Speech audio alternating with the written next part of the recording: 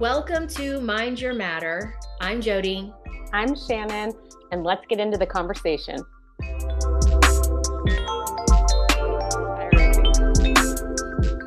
So, we wanted to hop in and talk to you guys today about one of our most valuable assets. Honestly, the thing that is essential to our ability to live and exist in this realm of the three-dimensional, and it is our very own energy. And we wanted to um, talk and discuss about like living in a way that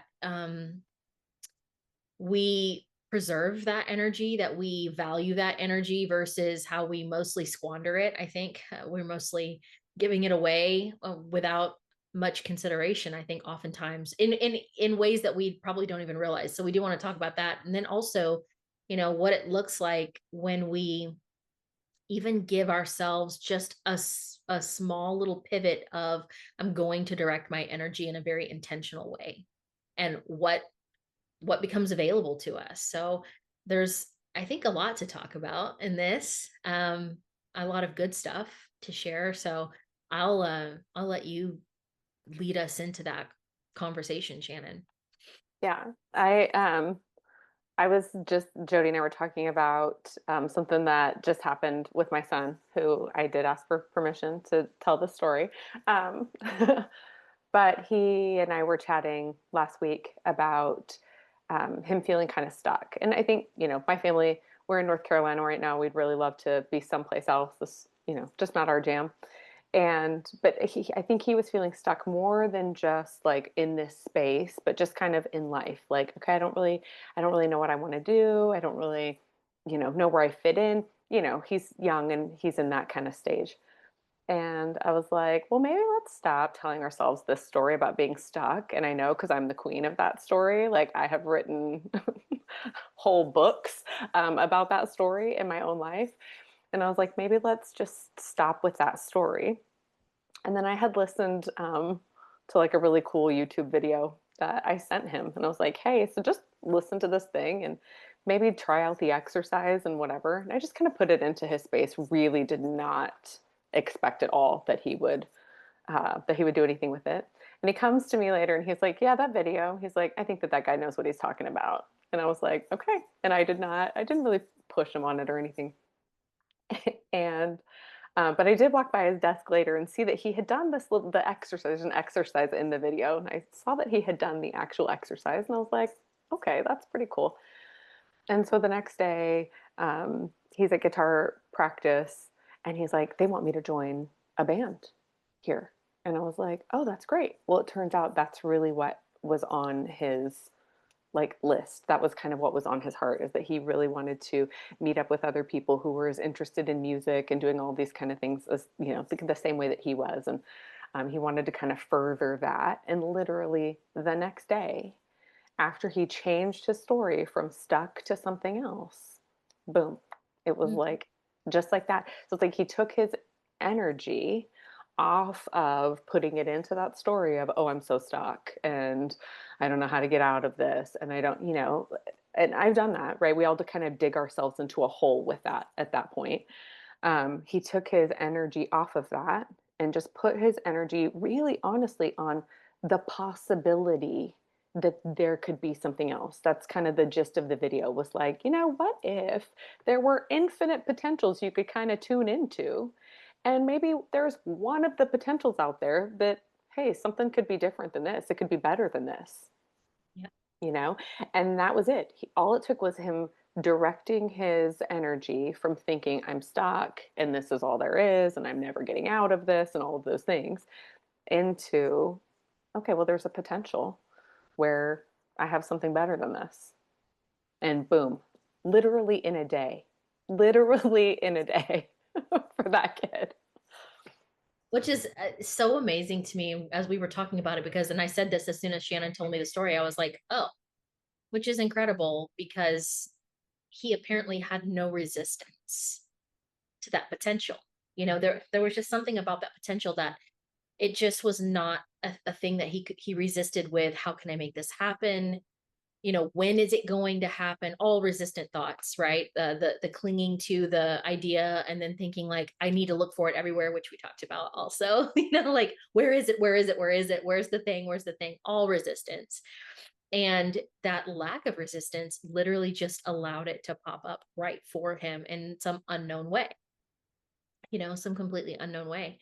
And you and I have talked about this, and it's really, I think, critical to the whole conversation around minding our matter is this preservation, this stewardship of energy, this even in the ways that energy is squandered in our life. Because as we said in our last conversation, we are an energetic field that makes a body, that makes a life, that produces all of these things, not the other way around. And so if we could even accept that at a small level, I wonder how we would begin to, preserve, protect, guard, steward that energetic field, right? Because there's so many things that diminish it.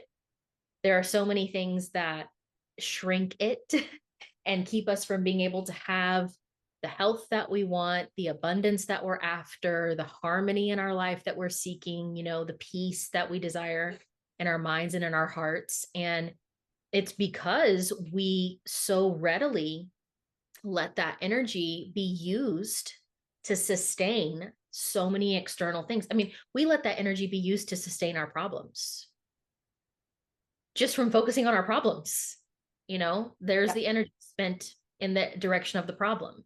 And we may think that we're doing it because we need to find a solution, but actually we're just creating resistance to the solution, squandering our energy, depleting ourselves personally to pour energy into a perceived problem or pour energy into, any number of things, other people's problems, Mhm.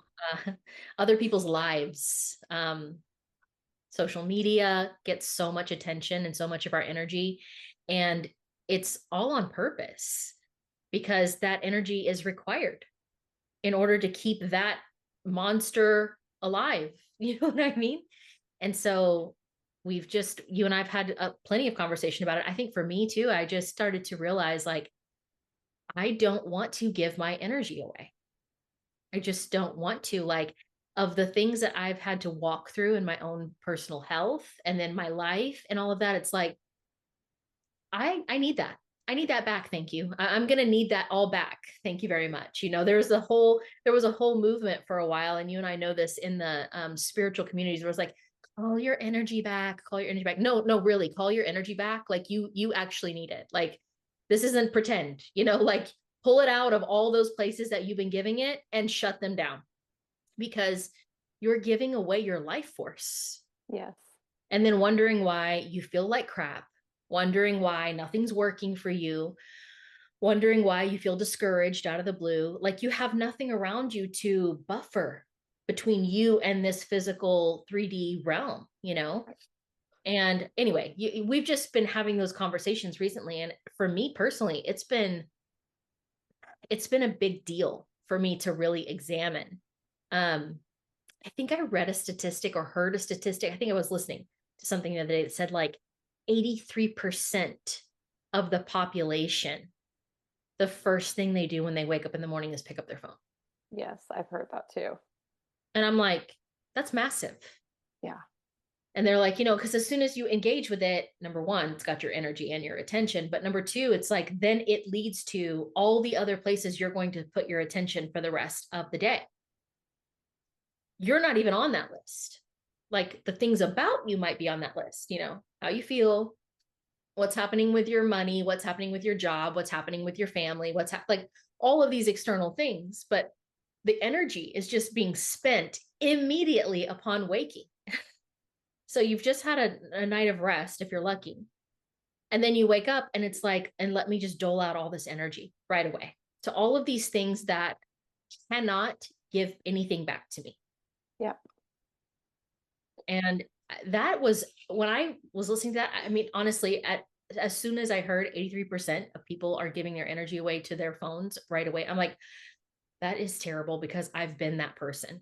I've literally been that person. And when I start listening to how it opens the doorway into everything else I give my energy away to that is inconsequential, honestly, in the grand scheme of things, I'm like, I don't want to do that. Yeah. Yeah. Yeah. And when we talked, we had the social media conversation already, right? Which is, I think, a huge part of where people's energy and attention. Can we talk about that for a second?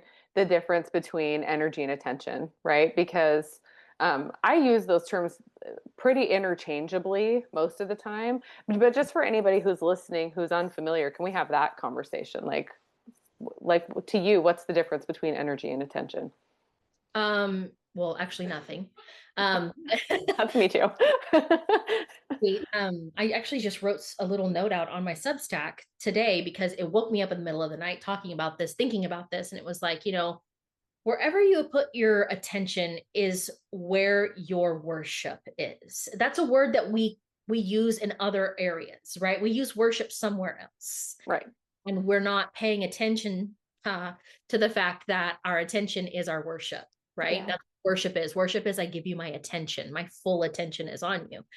Um, so if I'm worshiping, attending to, giving my attention to anything, literally anything, um, then that also has my energy because where you put your attention is where you put your energy. Yeah. Science, you know, Period. That's it. you literally can't separate them. So whatever has your attention has your energy. And so when we're talking about energy, we're talking about your life force. We're talking about the very thing that makes you alive. You Yeah. know, it's getting your power. You Yeah. are powering that thing. So, Yeah. Your currency in this realm. That's why they call it paying attention, because you are literally paying into a system with your life force. That's actually what it is. Yeah. Okay. I just wanted to clarify for people who, I know a lot of people, and probably not anybody who's watching this, but who knows, that might think energy sounds so woo woo. But we all know what attention is, and we all know what it's like to spread our attention out into things that we definitely don't benefit from in any way. And so that's well, the and conversation that we're having. yeah, and I think it's important to bring that forward because if you don't realize that your attention is your energy and your energy is your attention, you will give attention to things and think it isn't affecting you that much. Or you'll think that that's a huge one, that it's not affecting you, or you'll think that something is beneficial. Because I have conversations with people all the time. They're like, well, I'm just so worried about fill in the blank, right? I'm just so worried about my mom. I'm just so worried about my kids. I'm just so worried about, and Dr. Melissa Sell on Instagram. And I don't know if this is her quote, but she's who I learned it from. So I'm going to quote her right now. And she says, worrying is worshiping your problems. So I love that you just talked about what worship is. But when we worry, we are literally magnifying, we are paying attention to, we are putting the spotlight on, putting the focus on the problems. And what have we talked about just now about what we focus on? Yeah. It's massive. And so I know that people think, because the conversation I always have with people is, okay, but if I'm not concerned about them, if I'm not worried about them, then that means I don't love them. Well, first of all, let's talk about how you got all twisted up in your brain that worry equals love. Thank you. Who of your parents taught you that? Your grandparents. That's a generational thing because I came from that. Yeah. And a societal thing. And a We're societal thing. Heaven forbid I tell somebody, oh, I'm choosing not to worry about that. I'm going to focus on this outcome for that person. People look at me like I have three heads, yeah. three heads. Yeah. So if you've been part of the group that worries to prove that you love or that you care, I pray that that gets broken from you right now. I just pray that over you because that is bondage like none other. You know what I mean? Like that's just such an inverted way to show up in the world, in your family, in your life, that you're worried. And I get it because I think sometimes we conflate worry with action. Like there's nothing I can do, so let me worry about it. Because at least if I'm being worried about it, I'm being vigilant about it, then I'm contributing something to this and proving that I care about the outcome or the situation. I know how crazy that can sound, but sometimes we will just use all kinds of weird things to prove that we're like serious about something, or or that we deserve to have this answer given to us or a solution come. I just, if I worry about it a little bit more, maybe it'll fix it. And it's like, no, it's actually none of that is happening. Actually, none of that is happening. You're spending your valuable energy literally just draining your life Mhm. Mhm. to worry and infuse more problem into the problem. Yep. Yeah, I literally had somebody say to me, "Well, so then what would you have me to do? Like if I'm not going to worry?" And I said, "I don't know. Can you envision that person living their best life? Can you just see them happy and laughing and living their best life?" And they're like, "What?" And I'm like, "Is that not what you want for that person?" And they're like, "No, no, it is." I'm like, "Cool, then put your energy there. Yeah. Put it there." Like, why in the world? Like, and if you say it out loud, it sounds crazy, right? Like, who thinks like, okay, so I'm just going to be picturing the worst case scenario for this person because I'm just, I'm so focused on this. That's insane if you say it out loud. Right. And yet, this person was like, I mean, you want me to just picture them laughing and like living a good life? Yeah. Imagine. Oddly, yes. And That's let me exactly can what I I just want. add this in because this was such an eye opener for me.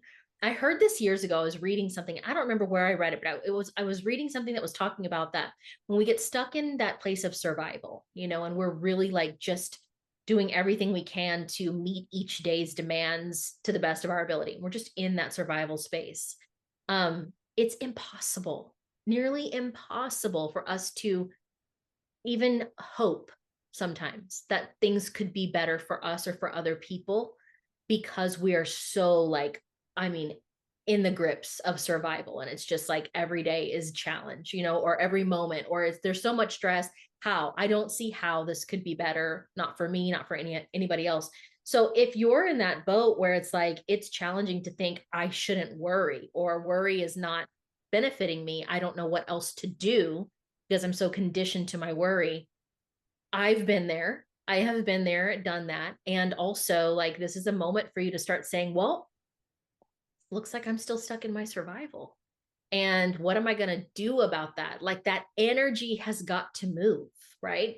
That energy is stuck in your field and it's got to move. It's got to be pushed up and out. It's got to be transmuted so that you can find your way into a different possibility for your life, that there's potentially something more. And that was, ooh, that was rough. I remember being in the throes of just like, I just got to get through today, and almost like I when I was reading it was talking about being stuck in survival, and it was talking about how that when you're in that place you can't learn.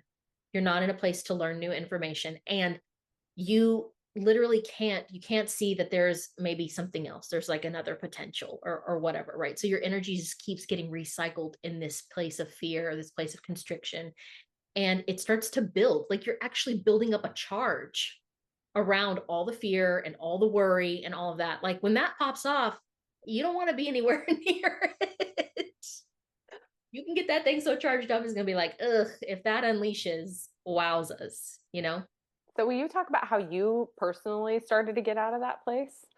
Right? Like if it's hard to see a new potential, and I mean, I know I can talk about that too, but I'm just curious for you, like what did that look like when you're in that place of survival and you can't learn anything new and it's really hard to see that there could be anything outside of that? How did you start to wake up from that? Well, let me tell you the things I did that didn't do much, that didn't move the needle much. First of all, changed my diet, added supplements, started getting morning sun, thinking this is going to be it, you guys. It's going to change everything, is going to shift my mood. I'm going to feel so good because everybody was feeling good online that was doing it. So, hey, probably going to work for me too. Nervous system work? Did Oh, all the nervous yeah. system work? Love it. Did all of that. No, I mean, I had some really cathartic moments and I apparently really, really needed them. I had a lot of I had a big old bomb of fear ready to blast off. So literally down regulating that charge was a good thing for me to do. That was good. I will say that it started when I started my prayer game. When I started my specific prayer practice every single day, that's what started to move the needle big time for me. Um, because at first it was like, I've got to feel better. I've got to feel better. Like I've got to get out of this place of survival. So then I was creating resistance to getting out of survival because I was like, I got to get out of survival. And then it just kind of settled and I was like, I don't really care. I just want to feel good in the moment that I'm in the space. So then it was that. And that legitimately started to move the needle for me where I started to feel like, okay, okay, I think there's light at the end of this tunnel and I can start to move in a new direction. There's potential here. There's something better here. And I remember very distinctly like the places where I felt like I couldn't see my future. And that had never happened to me, like never in my life. I've always been what I consider myself to be quite a visionary. And it was like I just couldn't see very far in my life. And I thought, this is off. Am I okay? Like, am I near death? Like, what's the situation? Because it's like this feels so unfamiliar to me. And it felt a bit ominous, honestly. But it was just because I was really stuck in a place of survival. My nervous system was shut down for sure. Like all those things were actually true. And approaching it from this like let me tap tap tap or let me go stand in the grass and what it wasn't. No, It it was didn't it not enough. didn't scratch the surface. No, It didn't because we're scratch the talking about, surface. yeah, we're talking about deep a deep um discombobulation Yeah. is we're See, talking. see our last conversation about trying to affect matter with matter. Right.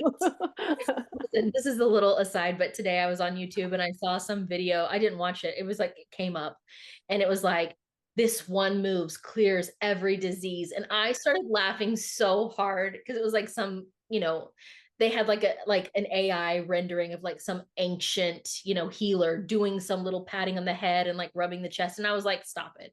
Just stop it right now because let me tell you something right now. Every disease clears every disease. Oh, you're about to have the most out of body experience of your life so that instant healing can come to you. Like what it takes, here's the reality what it takes to heal ourselves requires a significant amount of energy.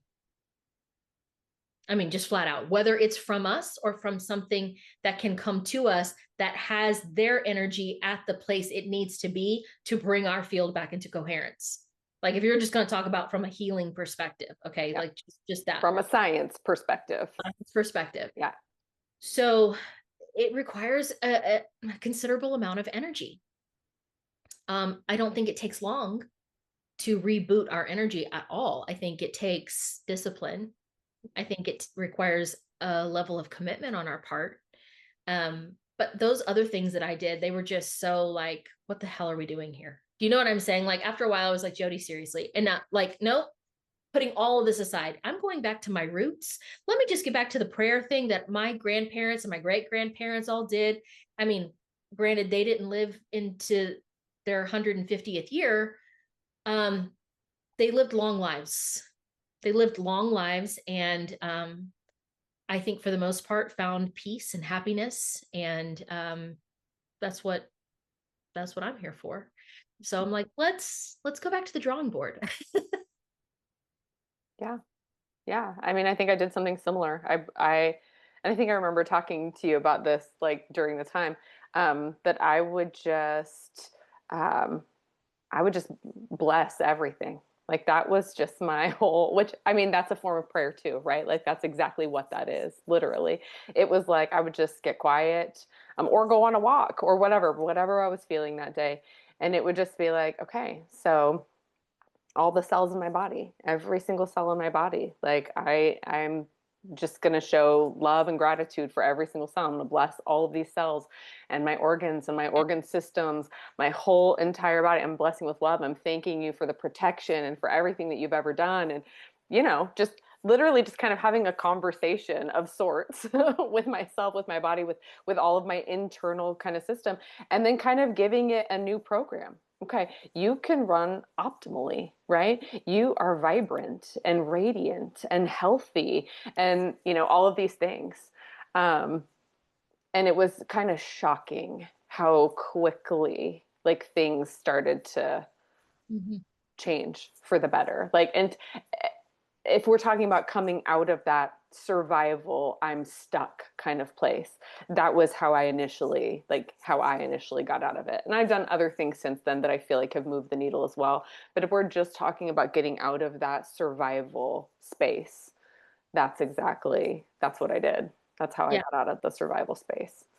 It's massive because it's a change of perception. Do you know what I mean? Like it's a choice. It's a choice and it's a choice to change your perception. So instead of being irritated or discouraged or doubtful about if you're getting better, if this is working, if that's working, it's like I'm just going to come at it from a different angle altogether and just say, I choose. I choose that you are whole. I choose that you're healed. I choose that you're blessed. I choose that you work perfectly. I choose that you're in perfect balance and in perfect order. You know what I mean? Like that is so powerful. And one of the things I tell people when they've come to do memory weaving sessions with me is like, the only way you can do this session effectively is if you are willing to leave behind your stories of victimhood, because this isn't a magic trick. Do you know what I mean? Like it works. It's very potent. And the reason that it's so potent it works is because the people who come to do it are just like, yes, I'm ready to drop this old story that does not serve me anymore. I'm ready to change. I'm ready to experience myself differently.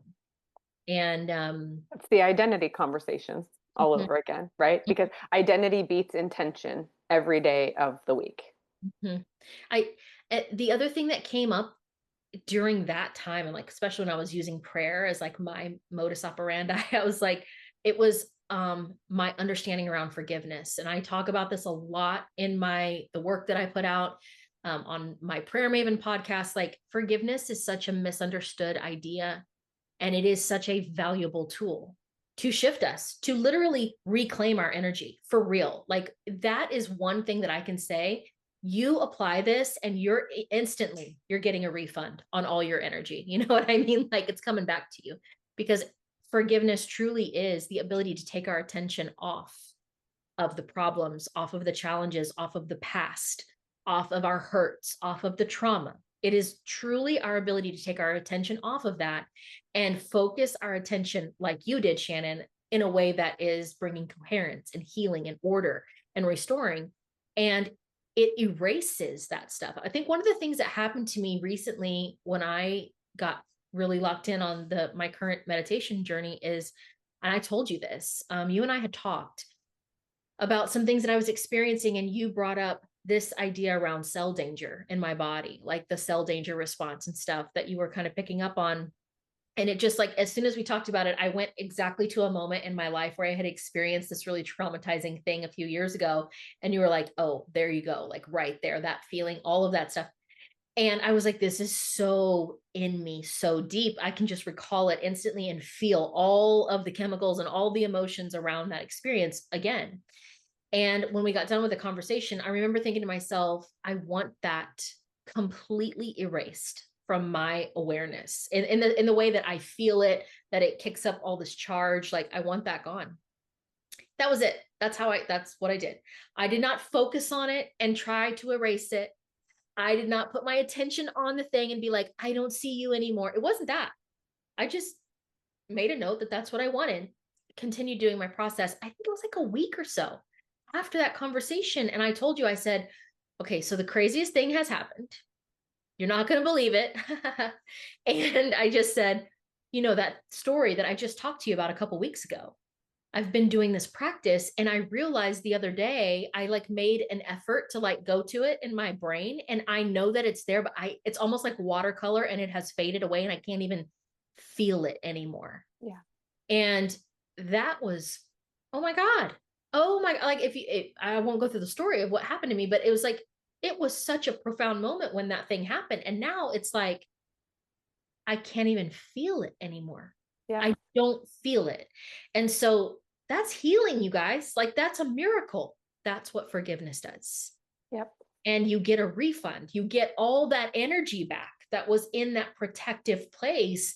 And your field is starting to be put together again. I mean, that I don't think we realize like if we're stuck in survival and we're contributing and depositing energy into the fear and the stuckness and the afraid and I don't have enough and is my family going to be okay, am I going to be okay, like all those things. I don't think we realize how we create vulnerability for ourselves in the world, right? And so then we become dense and we become very materially focused, and we become susceptible to everything that is in this experience. And Yes. it Hello, just, empaths and highly sensitive people and all of those things. And like, oh, that's a broken down field experiencing the world around them. Like it's no fun. It's no right. fun. And I just, this is not even like just being spiritual and woo woo. I mean, at this point, it's measurable, it's scientific. And it's like when your field, your aura is not being nurtured, and you're not doing things from a spiritually hygienic place, you are you're killing yourself. I Yeah, mean, quite frankly, like it's just a matter of time until everything starts to break down. right. Because how are you able to move around in the world that literally blasts you constantly with every different kind of way to get you in your survival space Yep. constantly? So I think for me, it's not just, oh, I did this thing and then I felt better and then good, we're good with that. It's like the shift started to happen where it was like, now it's not even about that I am completely healed. That will happen and I'll feel all these wonderful things that I want to feel. It's like, I'm ready for the shift. I'm ready for the change. I'm ready to be this other version of me. Yep. And that's really been my direction, even today, like in my own process. That was the only thing that kept coming up. I was just like, no, I just got to feel that love. I just got to touch that love. If you're having a hard time feeling love in your life or feeling gratitude in your life, like those are big indicators, whether you're in survival or not. Those are big indicators that you're living in a massively survivalistic idea, and your field is likely compromised. Yep. So Yeah, so feel free to try one of the techniques that we just described to see about getting out of it. And I really do. I think that that's probably honestly the best place to start. I don't think it's that complicated. I think that we both kind of went through when we went through our thing, and we probably both use the same kind of scripture for our basis, right? Like, okay, well, the Bible says be still and know that I'm God. So let's just start right there, right? Like, let's just get right back to the foundation of all of it, and we'll just be still and know yeah. and go from there. Yeah, and I can say for myself, like there's conversations I've had recently with Bo, and moments where I'm like, oh, I can tell that there are little moments that spring up that I'm like, oh, I'm still making this hard. Oh, I'm still creating resistance. Like there's something for me to look at. Like, the fact that I desire specific things, which you and I were talking about before, the fact that I desire it is the indication that it's already here and available for me. It's now in my field of awareness. So it's here.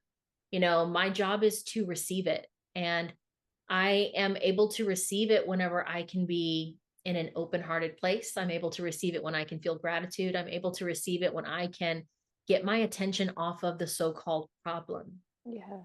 that I think needs fixing, which we talked about at the beginning of this entire podcast journey. This idea about fixing ourselves and fixing things in our life. That's energy. That's energy that we're giving. That's attention that we're giving to the problem. It's a story that we're telling, that we're giving our energy to Yeah. constantly. Yeah. Constantly. Yes. Yeah. It's I love not, to tell stories. I tell stories all the time about all the things. Yes. that's right. I've done it plenty and I do it consistently and have to be like, I just said the other night, I was talking to Bo and I had some feelings come up around an old issue. And I said, this isn't even real. And I know it's not. And yet all these feelings are here. And I said, this is just a story and it's not true anymore. And I was frustrated because I was like, no, I've dealt with you. I've dealt with you. Stop. And it's like our body holds all of the emotion. Our body holds it all, stores it, saves it. And when you really start making moves that are pushing you into new spaces, into new paradigms, into new ideas about who you are. Body the body often will be like, no, no, no, no, no, come back over here. Remember, we have that resentment about that one thing. Let's feel that again. We like that. We like that little cocktail of emotion. Let's feel that again. And you can start feeling crappy for no good reason and just be like, well, where'd this come from? It's like, oh no, the body. The body's like, come back to me, come back to this. And it's where you start exercising dominion Yes.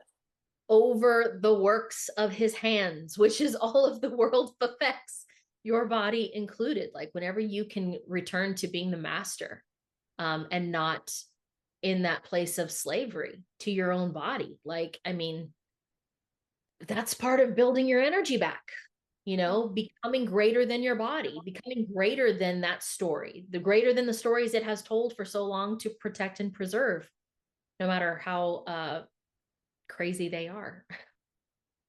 Or potentially life-saving, I guess, in the body's idea of things. But it's like, no, that's not who I am anymore. I'm just not that person. So that frees up It's the energy. devil you know. Yeah. Your body's just trying to get back to the thing that you know, because the reality is, at least from a survival standpoint, you survived that thing. So, Hmm. this thing, as awful as it may have been, as awful as it may feel, all of the negativity that comes along with it, doesn't matter. You survived it. And so your body's like, oh no, we could do that again. We could do that over and over and over. We could do that indefinitely because we already did it. Yeah. And that's the issue. So if you wonder like, oh, why am I stuck? I think I always used to say, one of the stories that I would tell myself all the time was, oh, I always end up back here in this same place. I could tell that story all day long like a boss. And here's the thing, it was true. And it was absolutely true from a biological perspective, right? Because the moment that my body would introduce a concept, right, to me, like, oh, we could be sad about this, we could be really unhappy this happened, and we're going to tell a story about abandonment, we're going to tell a story about this and that, and immediately all of the feelings, all of the things are conjured, all of the ways of looking at the world and perception, all the lenses come right back into place. Just immediately it all just drops right back in, because it's a protective mechanism. Like if you want something, and you want to be someone that you haven't been before, if you want to go someplace you haven't been before, you're going to have to see the world in new ways. You're going to have to experience things in new ways. And for a body that doesn't like change, that's a scary, scary place to be. So it's so much easier just to pull you back into all of those old patterns, all the old habits, all the old things. I'm going to offer this too because I've experienced it myself. And that is when the body attempts to pull you back to the old thing, whether it's, I feel terrible. Oh my God, I feel like I'm back at square one. Oh my God, I'm having these symptoms again. I'm having this thing again. Something that I noticed for myself, and it's not just in my body, it's just where I noticed it first. I have to apply this in so many areas of my life. But what I noticed is when my body would kick up and do something crazy, I'd just be like, oh, okay, go ahead. Oh, go ahead. Oh, you want to feel that? Go ahead. I'm not going to fight you. I'm just not going to fight with you, because my mind gets in this state of like, no, we're not doing this, whatever. And we're not doing it. And also, if I go to, oh my God, why is this coming up? I thought I was past this. Why am I feeling this way? Where did this come from? What does this mean? Immediately, that is, I'm giving you attention Yes. and I'm letting you be in charge and you're not in charge. No, I give you no attention. Oh, you wanna act all loopy and crazy and you don't feel good and oh, you got pain. You got pain in your knee. You got, your back's hurting, oh, you have a terrible headache. Oh, your stomach doesn't feel good. Like, okay. Yeah, I'm not fighting you on this. I'm not giving you any energy. I'm just gonna keep on doing what I'm doing. And I don't know how to tell you guys, but it just works like a charm. It just really does. Like the consistency of that. It's just like dealing with an unruly child who insists on, flailing about and having their big emotional outbursts and all that. It's like, okay, Yeah, I'm here. I'm here and I'm available. And I'm not going to fight you on your emotional outburst because if ultimately that stuff will just die down. A lot of people don't want to sit through the discomfort of it. And that's what happens to all of us when it comes to our health or it comes to a circumstance in our life and something kicks up and we're like, oh my God, what does this mean? What does this mean? What Yeah. do I Why? do? Yeah. Why is this happening? Why is Yeah. this happening? Yeah. Oh It's a God, what? trap. That's a Yeah. trap. Mhm. Energetically, it's stealing from you. Protect your energy. Protect your energy. Make deposits into the spaces within you that are all focused on love and gratitude. Get into a practice that nurtures that. 15 minutes a day. They've done studies. Like literally, you can change your biology, you can change your immune response by doing two 15-minute quiet little moments of touching gratitude a day. Yep. That's it. A quiet moment of touching gratitude. If you're like, Jody, I don't know. I don't even know how to touch gratitude anymore. Be like, well, start somewhere. Start somewhere. You know, I what? did.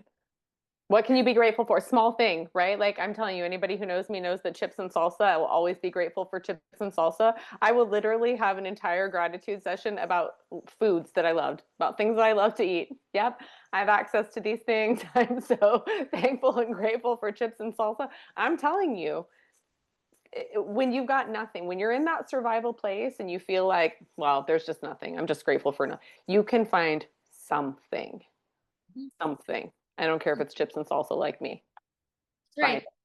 It just takes the moment of finding the one thing. I listened to a story not long ago about a woman who literally had to start somewhere. She was so debilitated by I think she said that she had been kind of diagnosed with like long COVID symptoms, but it was terrible. I mean, she was basically an invalid, you know, and she was at home. She's young and she couldn't parent. She couldn't take care of her kids. Like she lost her job. I mean, it was a big deal. She was on oxygen, all kinds of things. And she said she just started feeling gratitude, finding ways to be grateful. She had double vision. So many things had gone awry in her physical body. And she just started being like, I'm thankful for this glass of water. And then it grew. And then it was like, oh, I'm so thankful for the trees outside. When she would look out her window, I'm so thankful for the trees outside, even though I see two of everything, like at least I get more of it. You know what I'm saying? Like she had to like get herself there where she genuinely felt grateful. I've heard of people curing cancer, literally finding their way to gratitude, you know. I've heard some incredible, amazing stories because people are restoring their field, they're restoring their energy, they're restoring their faith, they're restoring hope for the future, they're restoring their belief in possibility. And they're doing it not by chasing the remedy, they're doing it by connecting again with the truth of who they are, by connecting again with that place of gratitude, by connecting again with love that's inside them. And then they touch it and they're like, I don't care about anything else. I just want to feel this, you know, and suddenly everything else is just miraculously cured, yeah. you know. Your energy and how you use it is critical to your experience. Like full stop. If you're giving it away or, putting it on things that are not useful for you, your body doesn't have that energy. Like your body doesn't have that to restore anything. It's literally not available. And so it's like, this is a key. This is Mhm, a key. mhm.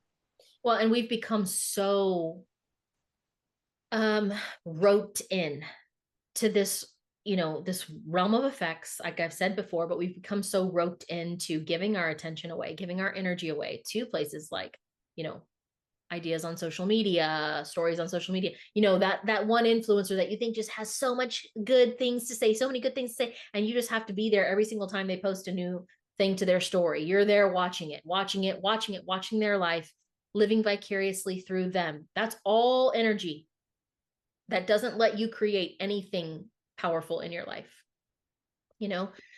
Wanting to change people in your life, wanting to, I mean, the list is so long, you guys, of how we spend our energy. Listening to other people vent. This was a big one for me that had to go. That I just realized like people would call me sometimes to vent about things. And I'd be like, yeah. I'm not available for that anymore. I don't want to spend my energy. Like if you want somebody, if you're like, I want to do X, Y, Z, whatever. If you want somebody to cheer you on and like hold a vision for you, absolutely hit me up. Like I'm your girl for that. But if you just want to complain about the stuff in your life, mm-mm, that's not where I'm putting my energy anymore. I'm not available for that anymore. No And you thanks. brought this up to me, I think, before, and I don't know if we said it in this podcast or just to each other, but a lot of times we're connecting with people that are literally plugging into us. They're like, I need a little bit of that charge because I've already depleted my whole fields. I don't have enough to sustain me. I don't have enough to make me feel valid in the world.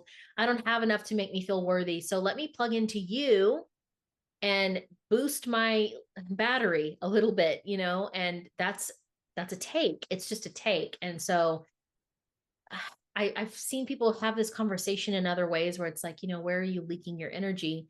And I mean, okay, yeah, maybe you're leaking it. I really feel like it's way more than that. I feel like it's a full energy dump, and it's like you're giving this away. You're not even leaking it. It's not a slow leak. It's nothing like that. Like you're full on survival. You've got nothing left to give, and you're still tapped into things that you're getting some kind of weird dopamine hit off of, or you're you're addicted to the chemicals of fear and worry and anxiety and all of that stuff, and you're just living in it. And so whenever you're ready to shift it, like, here's something that's available to you. Here's a baby step out of that, you know um because it really does matter. It matters to the success of your experience.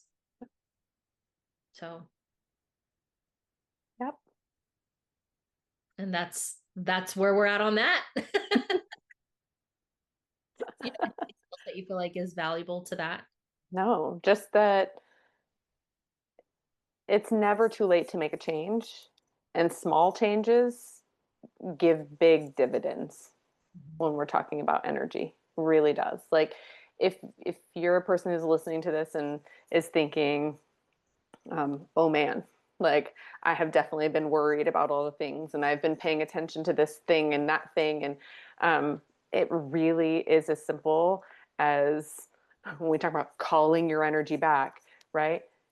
Just sitting there and starting to be present with yourself. It really, really is very simple. Like, it's not a complicated thing. Agreed. So I hope you guys will give this a shot. If you're feeling depleted, if you're feeling spent, or if you're just hearing this conversation and realizing, man, I'm giving a lot away. I'm giving a lot away and I'm not getting much back. These are some things that can help move the needle for you. So let us know in the comments, if you follow along, how this is landing for you. And if there's anything here that you go out and experiment with, bring back your results. We'd love to hear them. Yes, please. Until the next conversation.